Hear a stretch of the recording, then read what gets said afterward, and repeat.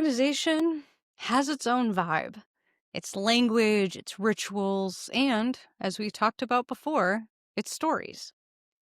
Some workplaces feel like families, others like battlegrounds, and others like playgrounds.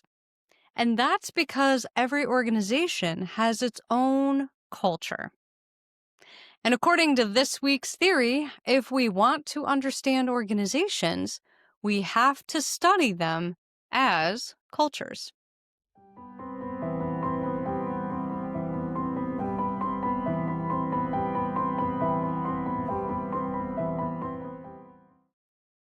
And welcome back to Communication Campus. I'm your host, Dr. Malynnda Stewart.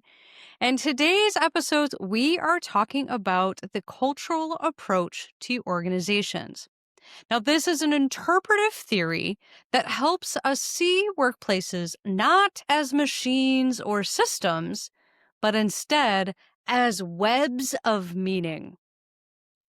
Now, according to anthropologist Clifford Geertz, one of the theorists who created this approach, he views culture as shared meaning. Geertz famously said that humans are suspended in a web of significance. Ah, what a great visual. And organizations are no different.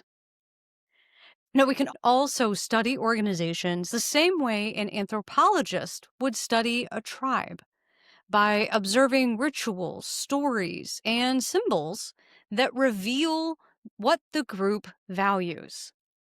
So rather than measuring productivity or efficiency, this theory asks us to consider what meanings are people creating when they're working together. Now, this web of significance is something that we really do want to kind of take some time and think about because culture isn't something an organization has. It's something the organization is. In other words, communication just doesn't reflect culture, it's creating that culture.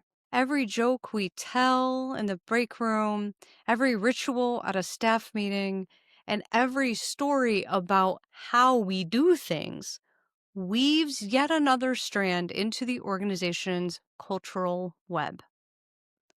Now, there are three key forms of cultural communication that we're going to need to think about.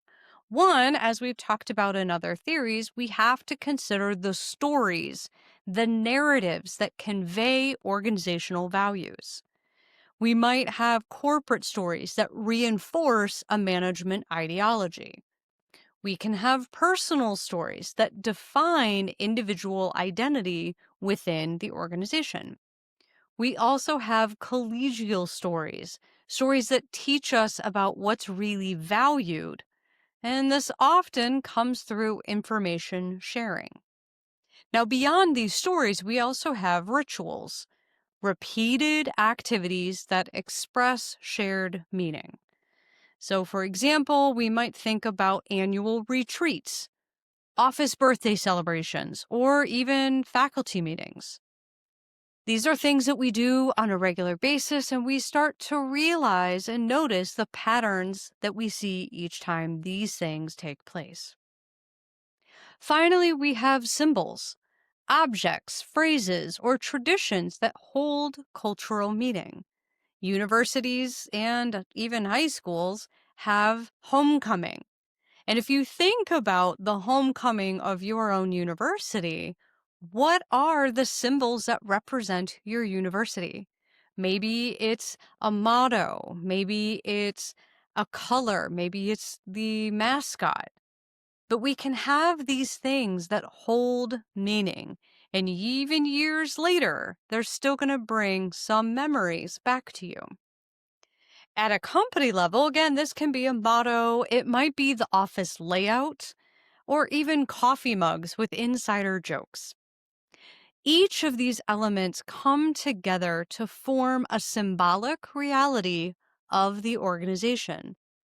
How members understand who they are and what they do as part of that culture. Now, the cultural approach matters because it helps leaders, consultants, and even researchers uncover the deeper meaning behind workplace behaviors. It reminds us that change, conflict, and collaboration all make sense within a shared cultural context. And if you want to understand an organization, you have to read it like a text with many stories and symbols and rituals. All right, well, to sum this one up, organizations can be seen as cultures, not just structures. Communication and this shared stories that we have create shared meaning. And the stories and rituals and symbols become what's truly valued. Thank you yet again for joining me in this episode of Communication Campus. Our next session, we will continue down this drive through group communication. And until then, remember to understand your workplace, just look beyond the policy manual and listen to the stories. In other words, keep communicating.